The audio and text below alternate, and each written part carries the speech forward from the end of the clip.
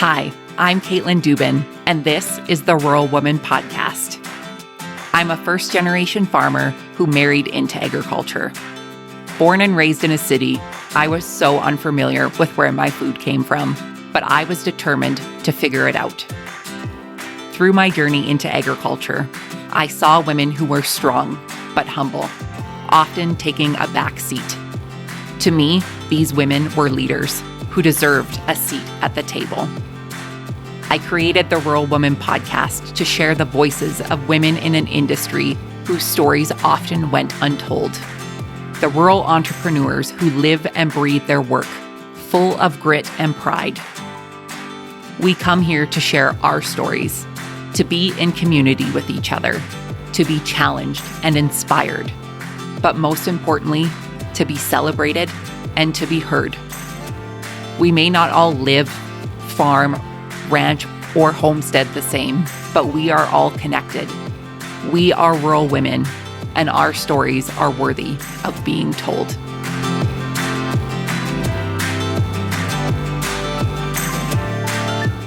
Hey everyone, welcome back to another episode of the Rural Woman Podcast. Today you'll meet Patti Durand, a 27-year professional agrologist with a background in entrepreneurship and finance. Patti has guided hundreds of Canadian farm business families to confidently navigate the paths of transition decision-making. As a dynamic speaker and workshop leader, Patti aims to provide relatable, actionable ideas to help business families move ahead together and with certainty. Her positivity, practical experience, and strategic brain means Patti can help move a lot of dirt quickly towards impactful results to achieve farm business goals. Patti has recently authored The Future Leader, the Successors Guide to Family Business Leadership. Friends, I am so excited for you to meet my friend Patti Durand today on the podcast. I recently had the opportunity to attend a conference with Patti, and it was an absolute delight to be able to spend so much time with her, and I am so excited to share her with you today. Before we get to Patti's interview, we have a listener review. Friends, I don't know the last time I got to read one of these on the air, but I'm so excited to do so. This listener review comes from Madeline Parantis. She left this over on the Rural Woman Podcast Facebook page.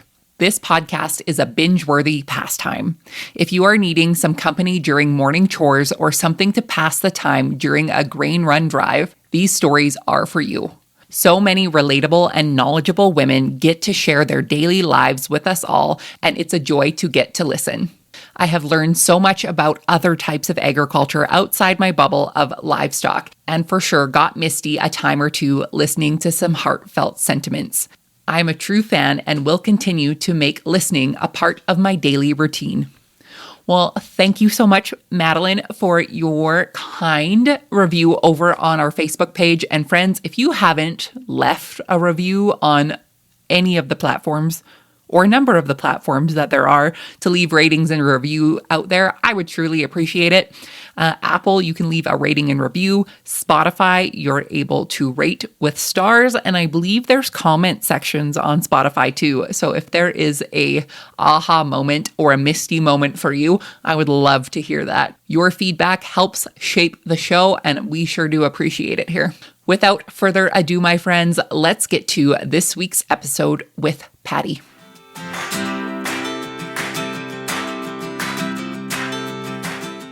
Patti, welcome to the Rural Woman Podcast. How are you today? I am happy to be here. I am also happy you are here, and I feel like I am sitting with a friend, and we are about to have just a great conversation about all things Patti and succession planning and your new book and all of the things. Before I fangirl too much over you, Patti, tell everyone listening who you are, where you're from, and what your connection to agriculture is. Ooh, that's a big request. So Patti Durand is my name. I am from Humboldt, Saskatchewan, which has been home for 27 years. Originally from a hog and seed farm north of Winnipeg, a community called Toulon, Manitoba. The connection to agriculture, boy, it's a long list. So my husband and I both grew up in farms.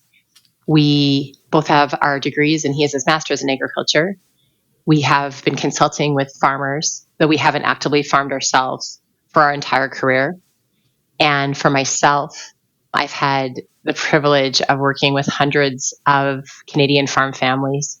And I can't tell you specifically what's around the corner, but I am so optimistic about the possibilities. Amazing. Well, you started on a farm. So tell us about the family farm growing up. So, like I said, hog and seed operation, not a big farm. Like there was one quarter, I guess 2 quarters owned and one rented, but it was the value add of the seed business. Also had some cows and chickens. It was very mixed farm and big garden, all of those things. And like a 30 sow barn, which in the 80s was very suitable and appropriate. My dad had a genetic lung disease and so had chronic health issues that precipitated some pretty significant changes required. And unfortunately, he passed away in March of 92 when I was 16. And so my journey in agriculture is something that he didn't get to witness. And my gosh, I wish I could have shared it with him. But my time talking to my mom in particular, I've often said that she taught me how to do what I do for a living because they had a plan. And they had conversations about what the future looked like and what would happen if something happened to him. And we had the privilege of focusing on grieving and not whether we could pay for groceries or not. And so then going into my degree, what I already knew to be true about how much I loved about rural Canada just was reinforced. And it was the beginning of a great story. So let's dive in more to that story and that career that you have built for yourself in agriculture. What have you been doing since you graduated university, Patti? Just a few years ago. Well, and, I definitely, and you and I have spoken about as entrepreneurs, the journey can be convoluted. And at sometimes in the world, there's the perception of, oh, well, you can't really keep a job, can you? Like, you're not very focused. But instead, what I've come to appreciate as I've matured, as I've grown, is that I'm a project kid. I tend to move into things, figure them out, master them, and move on. And that is a skill set. And so what it equipped my husband and I to do was build businesses that allowed us to be home with our 2 daughters who were born in the early 2000s. They're both at university now. And so I've told clients, I've told friends, I'm like, I can't tell you what our next business will be because I haven't seen it yet. I see horizon. I tend to look out and anticipate what's coming. And sometimes I'm more correct than others, but the path, I started working for a herbicide company straight out of university, great experience with cyanamide and then BASF. Then my maternity business, we bought a Mr. Sub franchise, which we ran for 9 years. My husband has an agronomic consulting company, Field Good Agronomics, which is in its 22nd, 23rd year. And once our girls were kind of an age that it made sense, I went back to corporate work and worked for Scotiabank. And little did I know that was filling out my knowledge from a financial perspective. I'd had marketing background. I'd been in the boots of an entrepreneur for a long time. We'd built things from scratch. We'd built relationships, systems, understanding all of those things. But understanding credit and finance was the final piece before I presented at a conference and was seen by the individual who was hiring at Farm Credit Canada for their agriculture transition specialist role, which was a pilot role in 2018. At first, in that particular situation, I was not clear that I was the right person for that role. But once I understood that effectively it was building a business from within, I realized, oh yeah, I'm the right person. And what an incredible experience. I love how you framed this of essentially having such a well-rounded bit of knowledge when it comes to, building up the business and then the financial piece being really something that well-rounded it out. And how often is it that people with that entrepreneurial mindset of getting into new opportunities or being offered new opportunities and being like, well, I don't think I'm the right fit for that because I'm not a farmer or I'm not an XYZ, but knowing that essentially farm business is a business, and it's, you just get to drive a tractor and have fun running that business versus, whatever else happens like in a family business. Like, so having all of that knowledge and information and having that farming background. And like you said, growing up on the family farm and experiencing what you did with the loss of your dad and having those plans already, you've already lived through farm succession. So what a perfect fit and opportunity for you. And, I know Patti Durand through your time at FCC and the amazing presentations and the knowledge and information that you were able to share. And since moving on from FCC, still being able to do that and give farmers and farm families the knowledge and the tools to have these difficult conversations when it comes to succession planning. So tell us more about kind of what your current journey is in your entrepreneurial journey that you've been on. Thanks. Yeah, it's good to reflect. I appreciate it. What I came to realize is that in my time working with farm families in succession discussions, and they were asking for help, but there was not necessarily a common bond other than they farmed in Canada. So there was large, there was small, there was wealthy, there was high debt, there was young, there was old, there was small families, big families, quite rural, pretty close to urban, all of these common things. But there was universal patterns emerging. And as I was absorbing this and digesting it and honestly studying psychology, like I was absorbing as much as I could. I'm like, why do people respond that way? Why do they hurt each other like that? Why aren't they having these conversations? What is going on? I developed a sense that as meaningful as it is to sit with one family, it feels hopeless when you consider the tens of thousands of Canadian farm families in Canada. And so how might we help more people faster? And so taking that knowledge and saying, okay, you know what? I see a greater need that I personally am really drawn to, and I'm going to go and do that. The most recent company, Bright Track Consulting, was born. Bright Track comes from the message that people tell me that I help to shine a light on the path. In the coaching and conversations and feedback and listening that I do with them, I open doors and I plant seeds. I'm not saying you have to do this. I'm not saying this is the way. I'm trying to help them open their mind to what possibilities exist. And so Bright Track Consulting, my long-term vision where I'm aiming everything I do is aiming towards a future in which Canadian business families are looked to as the example of communication excellence, which sounds ridiculous because ultimately I would say we're kind of the butt of the joke. Family communication. Yeah, right. I know these people. They are smart, they are caring, they are intelligent, and they are quick to adopt good things. And so I have faith that this is possible. And so every initiative, every action I'm taking is leading in that direction. And the book is really kind of the first biggest piece of that puzzle that I believe is missing and could really help. I love that. And I love that you knew within yourself that you could be doing more and you could be helping more people. And being called to do that tells me who you are as a person. But I want to dive into kind of the logistics of succession and succession planning.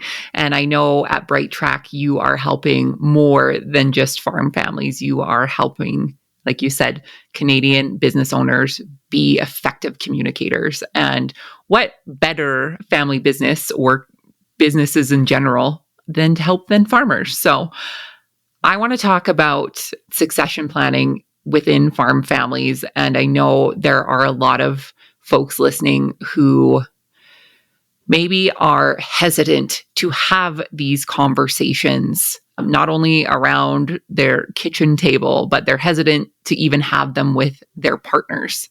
Talk to me about starting these conversations. How do people start the conversation about succession planning? So, the answers varied greatly. But one of the patterns that I've witnessed and that I would draw attention to is I feel like there's been a lot of advice around this and succession and investment and resources for decades. And yet the statistics aren't getting better. So something's wrong. And one of the things that I feel is amiss is that in advising and in the recommendations for farm families, you have to have this conversation and talk to them about this or talk to them about this. And what it does is that it assumes that the people have the actual language of how to do that. So my question is not about their intelligence. These are smart people. They've just never done this before.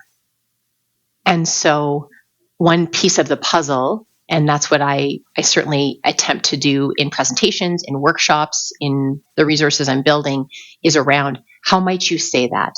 How would you phrase that?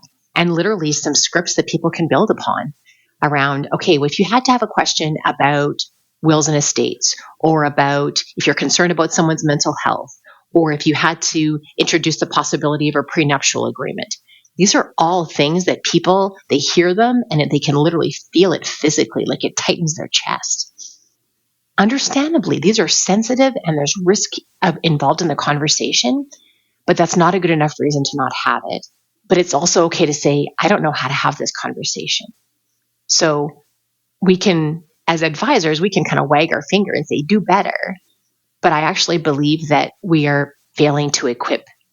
And that's one of the gaps and why conversations don't start in the first place. It's also where having a third-party facilitator to be a catalyst, to create a safe space to start the conversation can really take time off the process. For some families, that's a really important ingredient. I think the language piece is so important. And I think the language which we use can really make or break that conversation.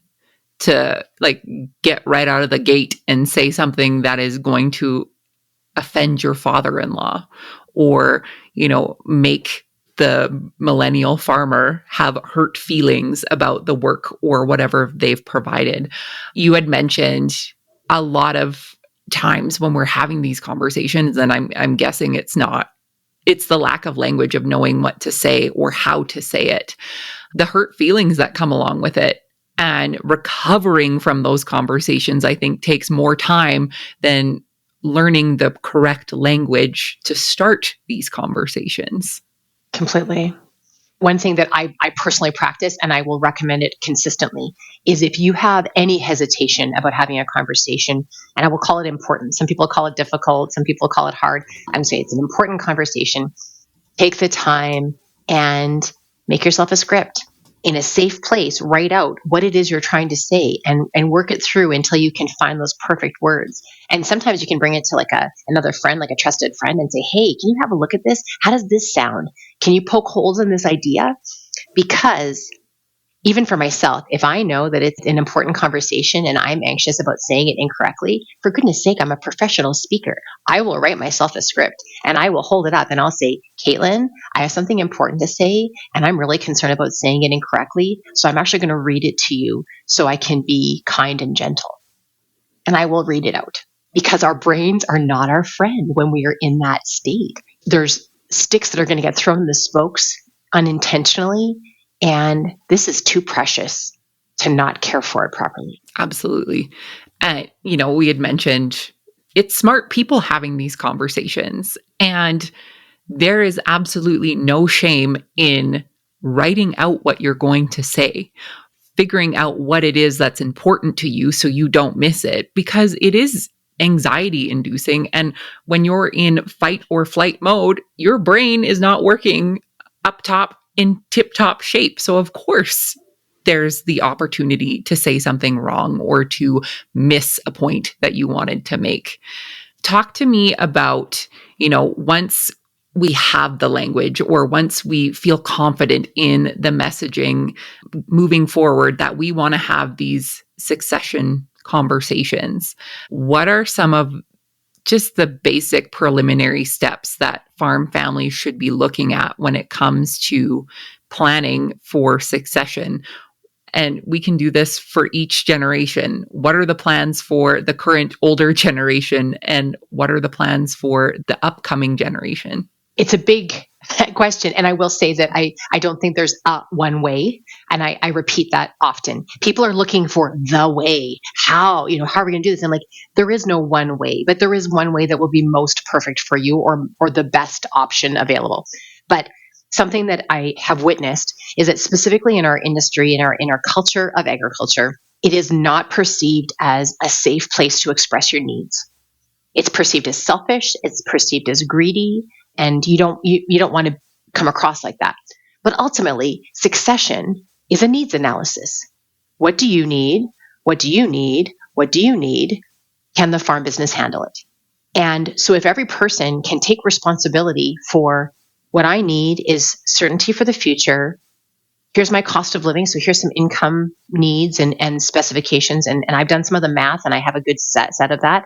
I'm hoping that I'll own a home at some point, or some land, some livestock, whatever that might look like. So fill in those blanks and really paint the clearest picture you possibly can of what the desired outcome will look like and what role clarity you might need. And this goes for every generation, right? So it's not necessarily about the senior generation exiting, but how will their role change? What involvement would they love to continue to have if that's their choice or if that's their preference?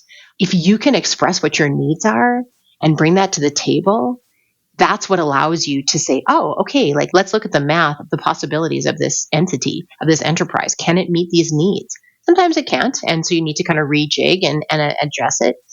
But the ability for each person to take responsibility for clearly stating what their hopes and dreams are, specifically in their needs for the future, is deeply powerful and will lay out a path like nothing else will. And even me hearing that, and it's so black and white. And when you're thinking about it and when you are imagining this conversation, 9 times out of 10, it's probably not black and white in your head. There's those emotions mixed into it, right? But at the end of the day, it's black and white. It's numbers on a piece of paper. It's saying that this is my cost of living. This is what I need out of an operation to continue my lifestyle after retirement on a farm, right? Yep. It doesn't seem so hard, but when there's those emotions in there, that's when the big feelings and potentially the hurt feelings can come out of it. Right. And just the guilt of expressing your personal wants. There's something there that is people tend to withhold. And in fact, they deny it all the time. They don't even think it, never mind speak it. It's not every family, but it is a common enough bond that I feel it's worth talking about. Once people have that sense, and I hesitate to say black and white because everything's gray, but to the best of our ability here and based on what we know right now, not being able to read the future, say, this is what I hope for. Can you state that? Can you clearly paint that picture so other people can adopt and think about what it is that's important to you? It's a robust conversation and it can be hard to get there. But my gosh, it's so freeing once it's clear because then you can all pull in the same direction. Talk to us about the benefits of having a neutral third party in those conversations. I really appreciate a quote from Elizabeth Gilbert, who is the author of Eat, Pray, Love. And the quote is, our family knows how to push our buttons because they installed them. And that's why we can't not trip on some of our family habits, history, baggage, preferences, assumptions, stories. And even when we're working really, really hard to be disciplined, to be performing or speaking in a business-like way, we're going to get triggered. There's those little things. And so having a third party can kind of set a tone of expectation amongst everybody, and everybody's behavior tends to tighten up a little bit and in a more respectful way. I would say a good facilitator will also have some specific rules of engagement in terms of this is undivided focus. We're turning off the phones. We're turning off our watches. There's no laptops. There's no iPads.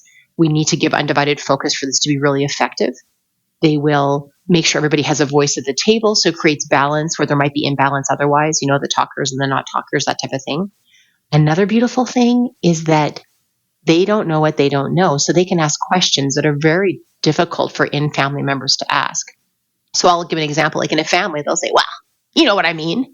And as a facilitator, I'll say, I actually don't know what you mean. Say more. So the kind of shortcuts that happen in conversation, that's actually the nuggets. That's where you peel back some layers and go, wait a minute. This actually isn't clear or consistent or known across the board. We don't have a level understanding here. And so that can be really powerful and fun. Like the moments in those rooms when people are like, really? Like things that they learn about their family members in those moments. It's pretty powerful. Well, and like you had said, like expressing your wants and needs is not something I feel like a lot of us do on a day-to-day basis anyways. And like you said, when you're with your farming family and you're with them every day and you're working every day and you think you're working towards the same goal, but sometimes I'm sure it comes out in those conversations that you're not even speaking the same language. And just to have that clarification around what your wants, needs, and expectations are, what a gift to have. Yeah. And it can be a catalyst. It can be something that everything else can be built upon. It's my goal actually when I'm in those conversations is that this will be a touchstone conversation that people will think back to as like that moment.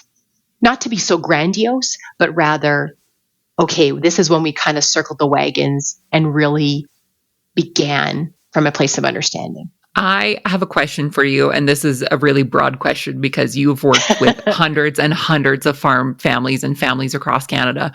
As a farmer myself, and as a person who gets to connect with a lot of amazing farmers through the podcast or through conferences, I think it's often that we hear the horror stories when it comes to succession planning and the lack of planning and all of the things. But I want to flip that around because we've all heard enough horror stories. Talk to me about some of the biggest wins that you have seen with your clients throughout the years. I love your comments about horror stories. For whatever reason, I'm just going to make a quick comment on this.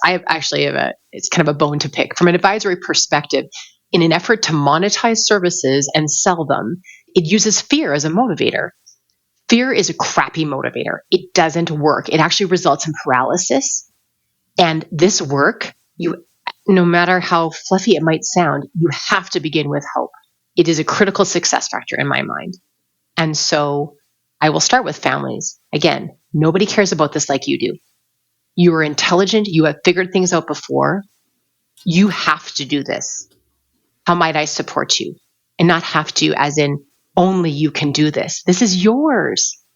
Having that vote of confidence is something that I think we can all do and encourage each other in the industry and say, you can do this. You've done freaking hard things before. Like, give me the list. Let's go. So there's that. The stories. Oh gosh. Patti, we incorporated. Like, oh my gosh, really? Like, holy cow, this actually happened. So that's like just one little example. Or the dad that came up to me months later and he's like, Patti, like that conversation changed the way we're treating each other. Or we're talking to each other differently now. And not to say that it's me that's doing it, but they recognized that it was a shift of the way they were looking at things and that they grew in awareness of what was theirs and that it was their responsibility to take action. I've also had families where they said, you know what, we actually realize now that we need to stop trying. Like, it's time for us to part ways. That's not a fail. Like, if that provides relief and permission to stop trying something that's really not working, like, that's okay too. Even awareness of their position, because some businesses are in a tough spot. And for them to have a safe place to say, yeah, this isn't working, I would call that a win as well. Largely, though, I feel like a lot of the clients I've worked with in recent years, it almost like I send them off like ships into the night. And I'm really hopeful for them. But I continue to have little bits of feedback and threads that tell me that they're figuring it out.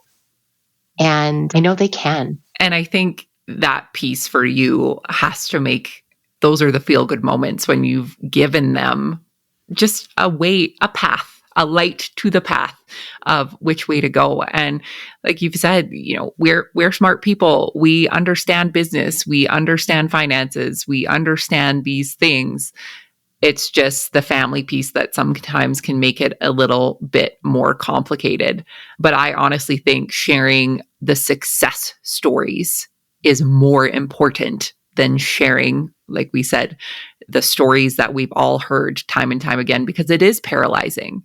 It is a way to make us stop in our tracks and overanalyze absolutely everything instead of just having the conversation that's black, white, and a little gray in between. I would say my challenge to advisors in the industry, and I think a lot about this, the long-term messaging has been, this is really difficult. You could lose your farm, you could lose your family, you could pay a lot of taxes. You can't do this without us. And I personally believe that we can shift that message and say, this is important. It'll be some of the most meaningful things you ever do. You can do this. How can I support you? Absolutely. And you were supporting us because you wrote a book for all of us to read. So let's dive into the newest venture of Patti. You are a published author. Congratulations. Thank you. It is crazy and amazing. And it's my response. I think it's like someone should do something. And so I did it.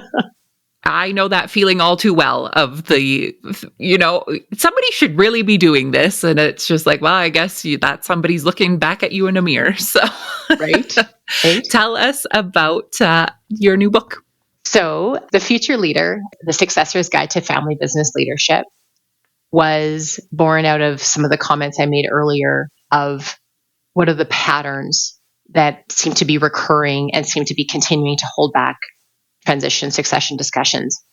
And what I was witnessing is that, my goodness, first of all, if you wanted to learn about succession, you could read for the rest of your life. Like online resources, there was no shortage. So that is not the limiting factor. But they tend to be geared to the senior generation. And that actually makes sense because really all you have to do is follow the money. Who has their name on title? Who has check writing authority? And who has a decision-making authority? And so it would be natural that advisors would typically be drawn to that generation. And so that's where a lot of the messaging has been. But the flaw I have witnessed, and I'd like to answer, is the second generation or the upcoming generation, the successor, is said, wait, work hard, and trust me. And that is not even close to enough to give them the right tools to develop themselves. These are smart, young, caring, ambitious people that are scrambling to figure out what it is they're supposed to be doing. And they tend to be pointed in the direction of operational tasks, day-to-day things. And there's just a lot more to leadership development that they can take on and lead themselves. And so, hence the book. It's everything I wish successors knew, but consistently seem to be missing. Right. Well, then you've done it. You've put it in the one book to make it a lot easier for them. What has been some of the reaction so far? The book has just recently come out, but what has been some of the reaction from your readers so far? I mean, first of all, sharing it in the first place and putting it out to the world is like walking around naked. It's really vulnerable, but the feedback has been solid. In particular, I did a couple things. So it's a business fable style. So what it is I wrote all of the content, the things that I wish people knew, the concepts and explaining them and putting them in a accessible way. But I put the business fable around it. So I wrote a story of Jordan and Kelly. Jordan is the successor. Kelly is a family friend who was a successor that agrees to mentor Jordan. And so it's just a conversation between them over a period of years. And it is a nod to so many common patterns that prove unhelpful or those that do prove helpful. And just highlighting some things that are assumptions that are typically incorrect, some tips and tricks, some of the language, concepts around self-awareness. I would say the book covers topics that are a mile wide and an inch deep. And so the feedback is, oh, like this reminded me of stuff I kind of already knew, but I just never thought about it this way. Or I couldn't put it down was another piece of feedback. Or everybody in my family needs to read this, whether they're planning to farm or not. It's accessible. It's not super long. It's digestible. And I call it a care package for successors. I'm curious of your perspective on this and when it comes to leadership in Successors. I was recently at a conference and one of the speakers spoke about leadership and leadership on a farm. And I was the MC, so I got to ask questions afterwards. And one of my questions to the audience was, who in here sees themselves as a leader? And the room that I was speaking to are the successors of their farm.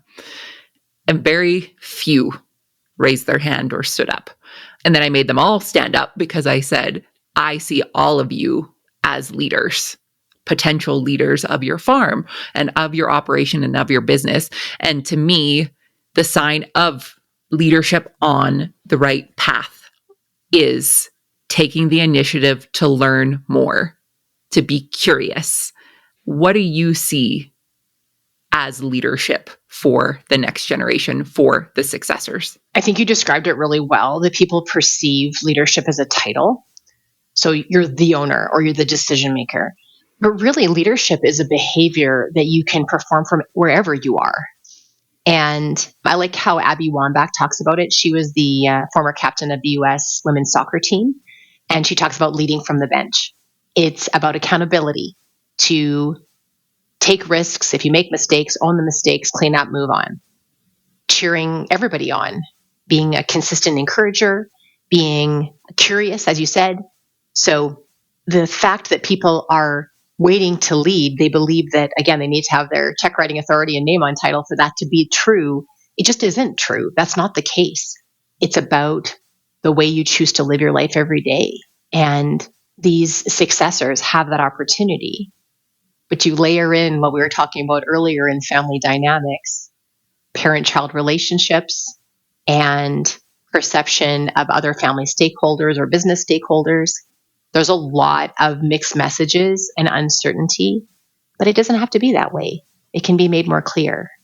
And so personal accountability and ownership of it, together with some communication and really thoughtful, curious questions, can really exemplify what leadership is.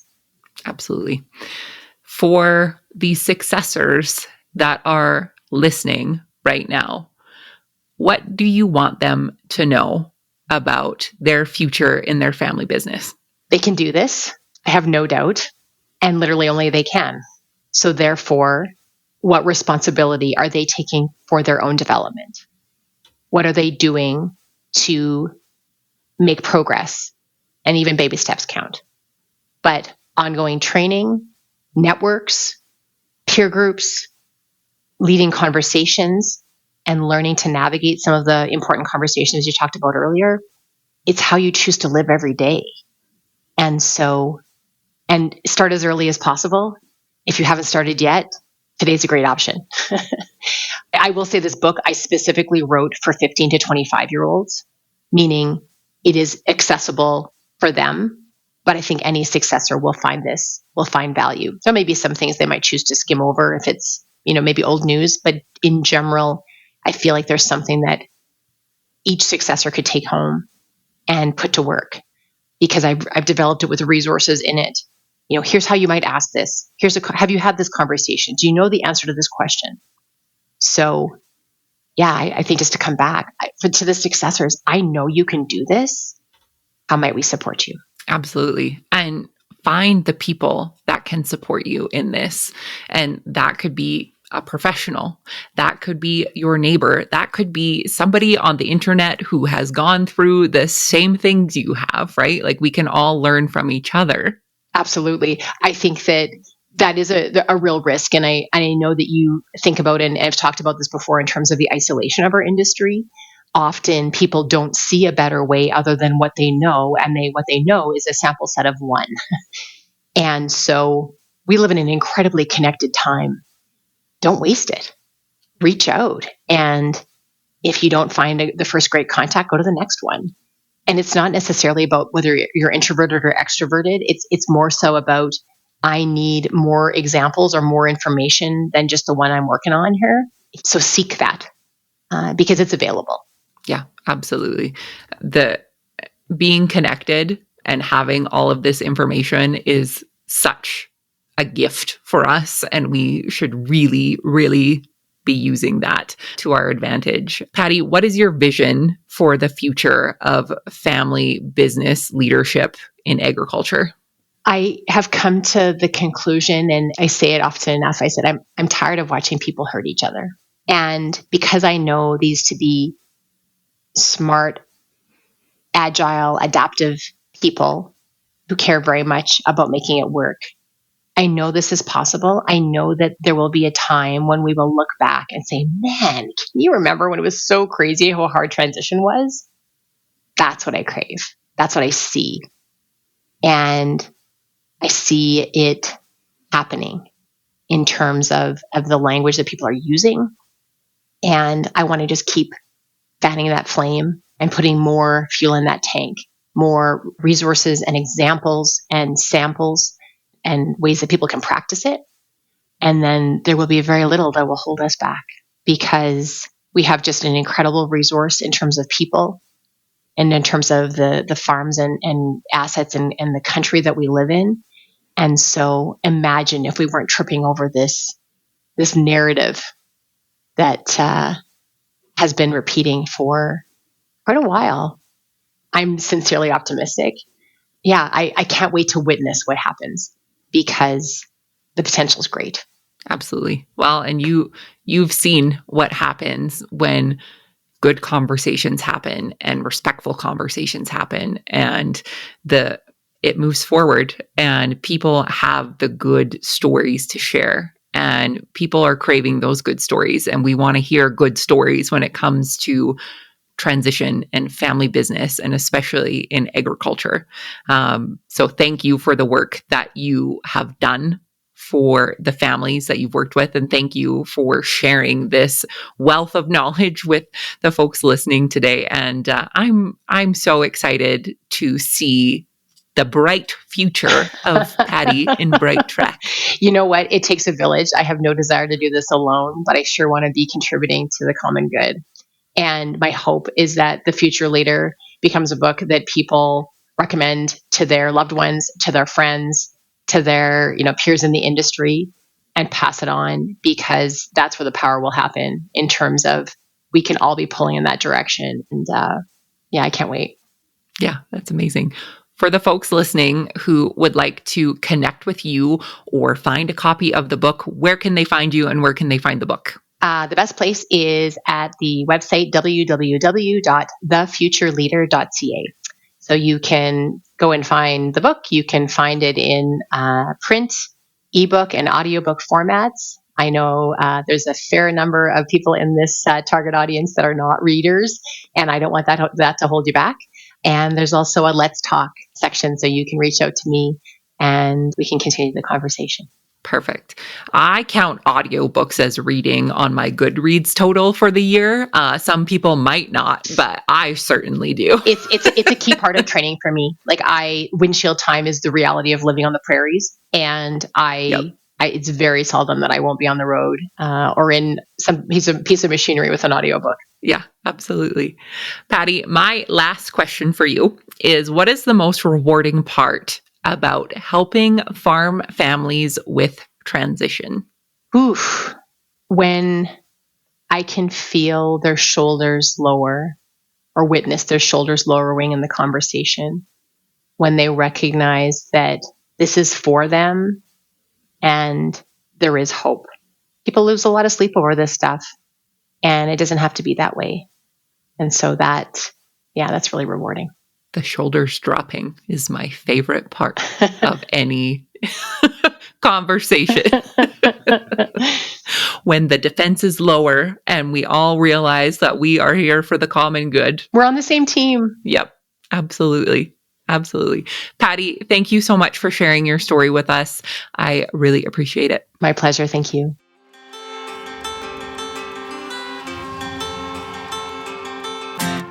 Thanks for listening to the Rural Woman Podcast. The Rural Woman Podcast is more than just a podcast. We are a community. A huge thank you to the Rural Woman Podcast team, audio editor Max Hofer, a special thanks to our Patreon executive producers, Sarah Reedner from Happiness by the Acre and Carrie Munven from Blaystone Farms. To learn how you can become a Patreon executive producer or other ways to financially support the show, head on over to wildrosefarmer.com to learn more. Be sure to hit the follow or subscribe button wherever you listen to the podcast to get the latest episodes directly on your playlist. And if you are loving the show, please be sure to leave a rating and review on Apple Podcasts or any other platform that accepts ratings and reviews. You can connect with us on social media at The Rural Woman Podcast and with me at Wild Rose Farmer. One of the best ways you can support the show is by sharing it. Send this episode to a friend or share on your social media. Let's strengthen and amplify the voices of women in agriculture together. Until next time, my friend, keep sharing your story.